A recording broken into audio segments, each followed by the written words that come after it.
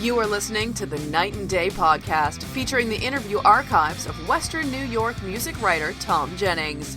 Thom has interviewed some of the biggest names in music and entertainment, and now you can enjoy these never-before-heard interviews. Here's your host, Thom Jennings.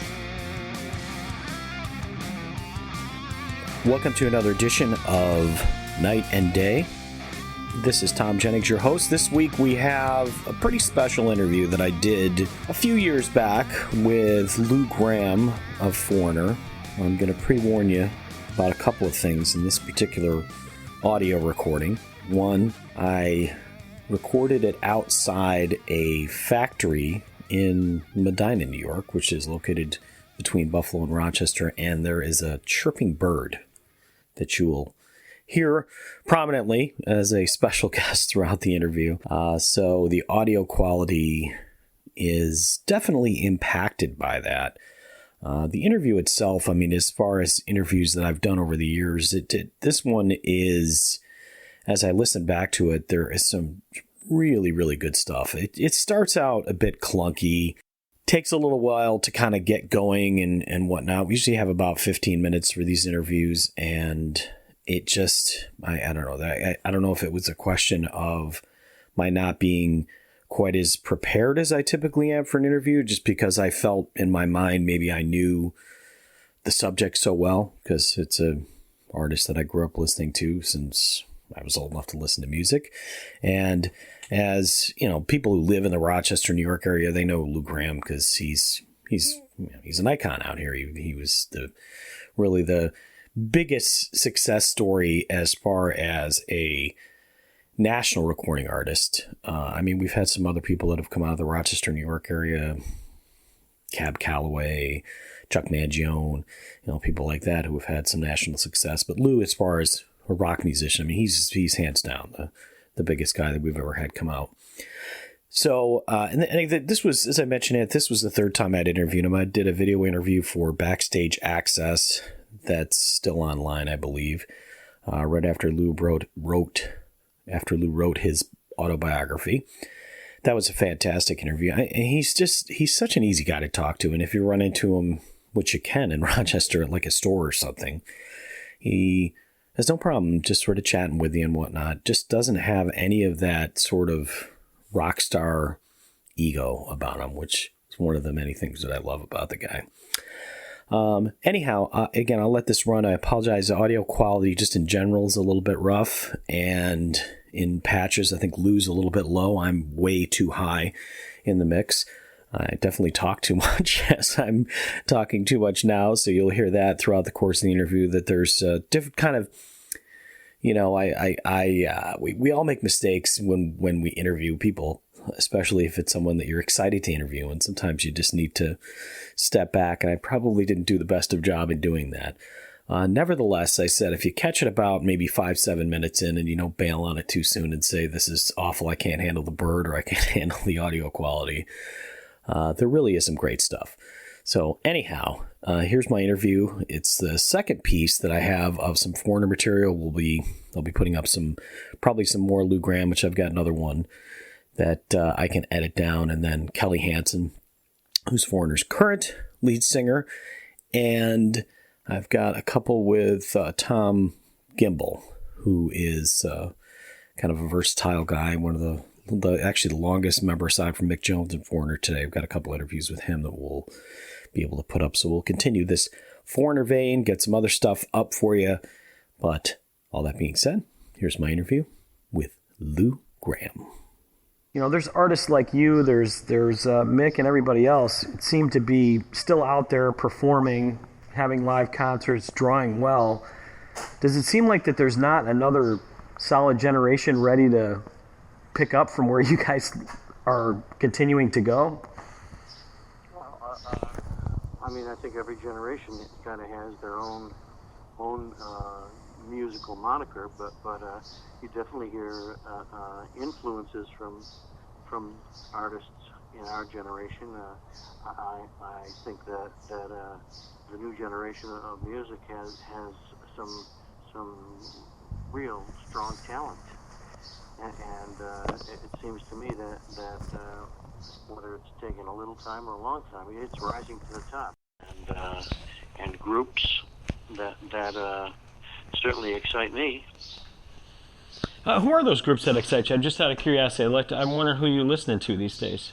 Well, my younger kids have turned me on to a couple bands. It's the band that the singer is on American Idol or I'm trying to think of his name. Yeah, Ed Sheeran is awesome. I think Bruno Mars is very good, and Maroon 5.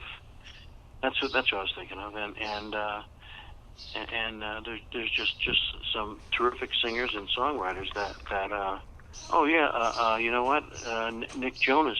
I think, I didn't like the Jonas Brothers, so to speak, but I think him on his own, he has kind of a different personality, and I'm liking some of the things that he's doing. Yeah, no, I agree. That's an interesting assessment. It's kind of weird that you take an artist out of a band situation and they really get to be, they really get to do some very interesting stuff. And you mentioned your kids and everything like that, and I mean, what is the sense your kids have as far as you as a musician? I mean, I have this. I kind of pose this question to a lot of famous rock stars. It seems like maybe the kids' interest level on their parents' music can be from like, wow, this is really cool, to it's just my dad. I think it's probably all of that and maybe more, but yeah, I mean, I've taken them to shows since they were 4 or 5 years old, and at one point they were joining me on stage for Hot Blooded. When they were 7 or 8 years old, they'd come up and sing Hot Blooded with me, our last song of the night. So they've seen it from a distance, been immersed in it, and now hear music of their generation, and while they have their favorites, I think they still like and respect many of the things that I've done. Yeah, well, I mean, they better, or else.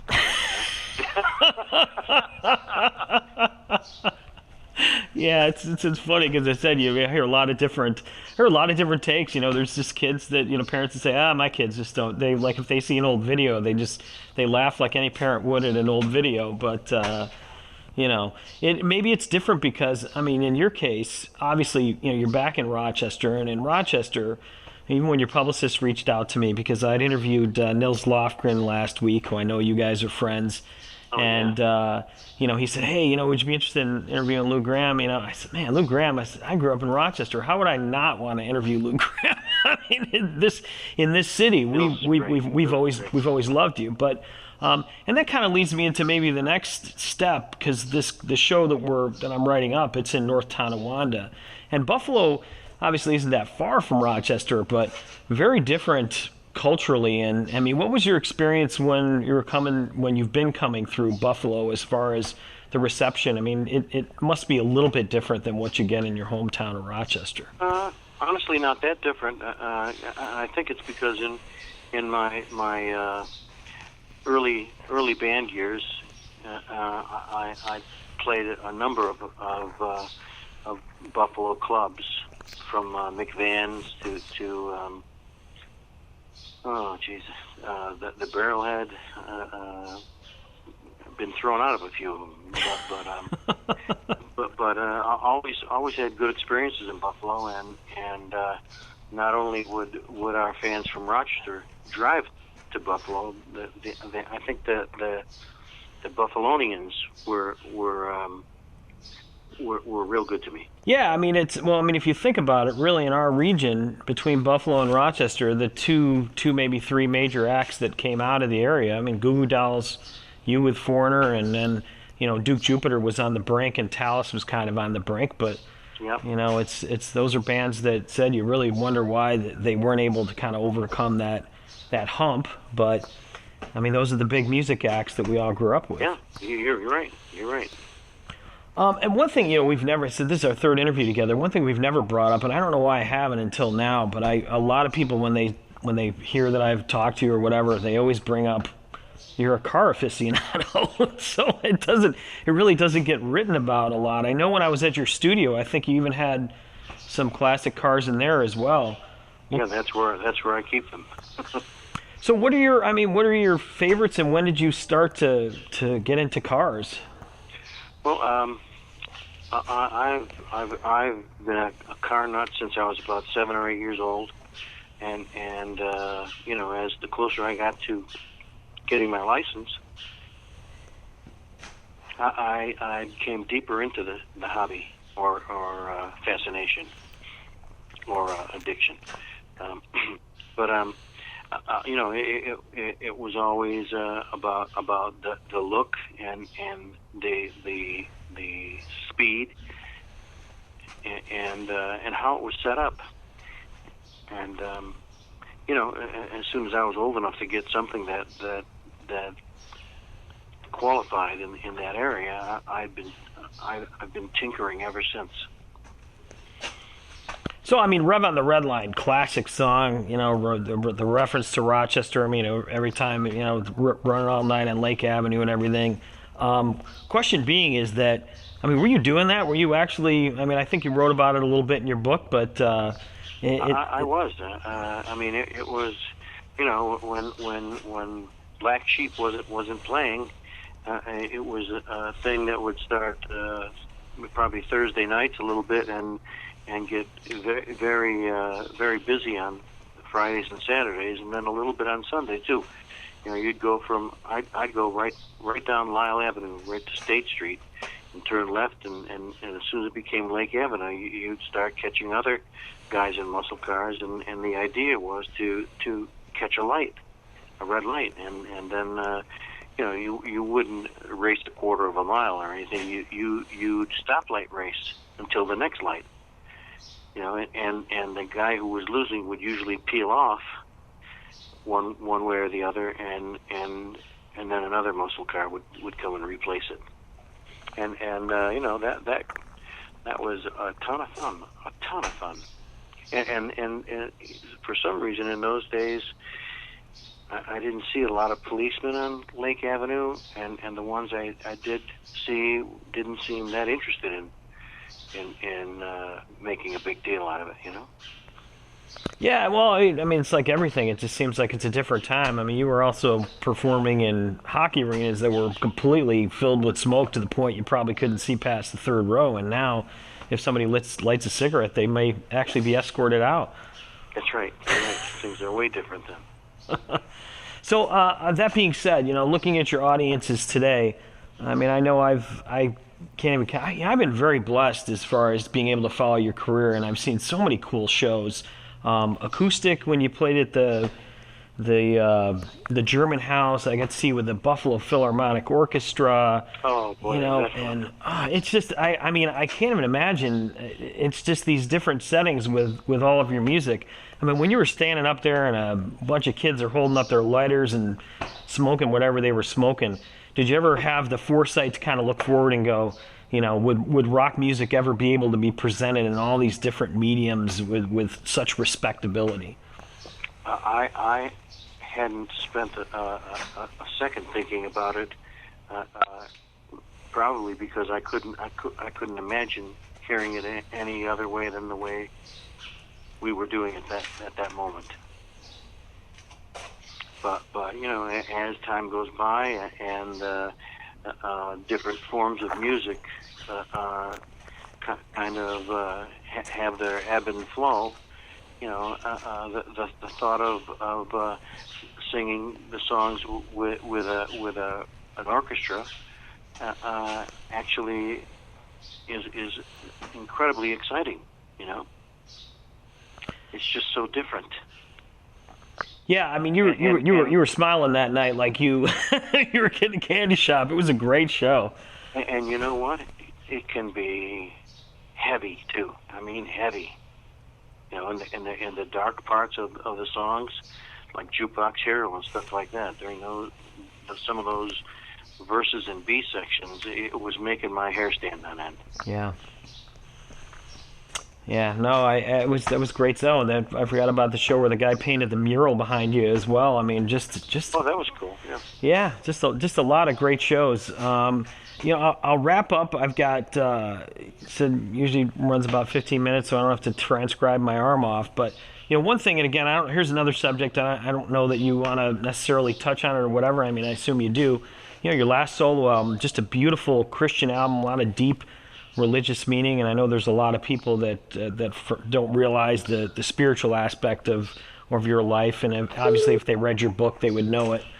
But I mean, again, going from rock star to Christian album, do you feel like everything's kind of come full circle for you in your career and in your life? Well, it's certainly, I think I'm paying attention to the things that much more, and putting priorities where they ought to be, and my not necessarily my religion, but my worshiping of God and what He means to my life and my family is first and foremost, and everything comes after that, and life is what it is, and I have no complaints about my career, and I'm liking what I hear now from new people. I don't feel that I'll be doing this too much longer, and I'm gonna when I close up shop, I'm still gonna have a big smile on my face, because I think I'm gonna continue. I'm gonna start producing people, and I'm gonna continue writing songs, and hopefully they'll find a home with somebody who's up and coming. Yeah, I can't see that not happening. I mean, it said again, you blessed a lot of people's lives, or God has worked through you to bless a lot of people's lives. You've brought us a lot of great music, and said on a personal level, having seen you and been able to share in sort of that hometown hero guy, Lou Gramm making it big. It's been a very important part for our region culturally, and just great stuff. But thank you. All right. Well, on that note, Lou, again, can't thank you enough. Looking forward to seeing you in North Tonawanda. It's a pretty neat place. It's right on the Niagara River, and you should have a great turnout. We'll just hope that the weather. Do you have a press pass? Do you have a press pass? I don't. I haven't put in for one yet. Well, come back and say hi. Okay. Well, absolutely. All I right. will. I'll go ahead and email your publicist, and I would love to pop back and say hello. It's always great to see you. Excellent. All right. Oh, I really enjoyed this, Tom. Thank you. Oh, thank you, Lou. Thank you again, and from the bottom of my heart, again, I thank you from definitely the people of Western New York. I mean, you've really made this region very proud, and continue to do so. We love that we get those little special shows and everything like that. It just never gets old, Thanks. Appreciate that. All right. Well, thanks, Lou. Okay, see you soon. Bye-bye. All right. As always, thank you so much for listening to the 90 Day Podcast. I don't have a million listeners, but everyone I have is very special to me. I know my brother-in-law Jack, my sister Kathleen, John Pohida, and I don't even think my wife listens to this, but I still love her anyway.